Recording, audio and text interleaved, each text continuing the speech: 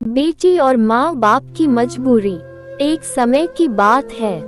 एक रीना नाम की लड़की अपने माता पिता के साथ रहती थी। वह अपने माता पिता की इकलौती बेटी थी। उसके माता पिता उससे बहुत प्यार करते थे, इसलिए वह जो भी मांगती थी उसे लाकर देते हैं।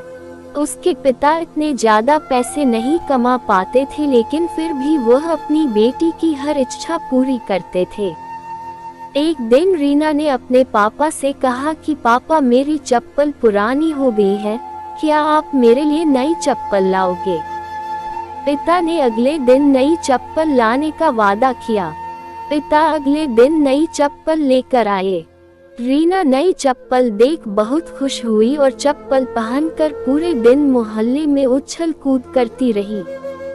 शाम को वह घर आई और चप्पल उतार कर सो गई। अगली सुबह रीना वह चप्पल नहीं पहनती है और अपनी पुरानी चप्पल पहनकर खेलने चली जाती है। मम्मी से कहकर जाती है कि मम्मी, मुझे ये चप्पल पसंद नहीं है, मैं अपनी पुरानी चप्पल ही पहनूंगी। उसकी ये बात उसके पापा सुन लेते हैं। इतने में रीना बाहर खेलने भाग जाती है।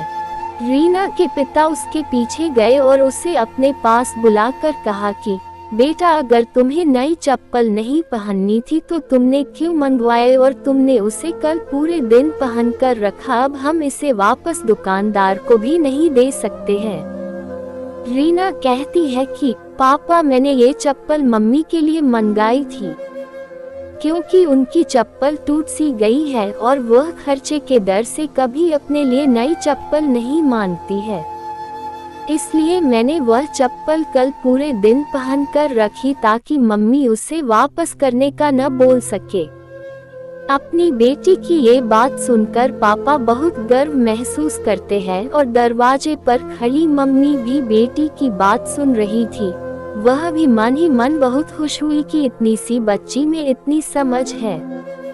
दोनों माता पिता एक दूसरे के सामने देखकर मुस्कुराते हैं और बेटी को प्यार करने लगते हैं। सीख: हमेशा अपने माता पिता की मजबूरी को समझना चाहिए।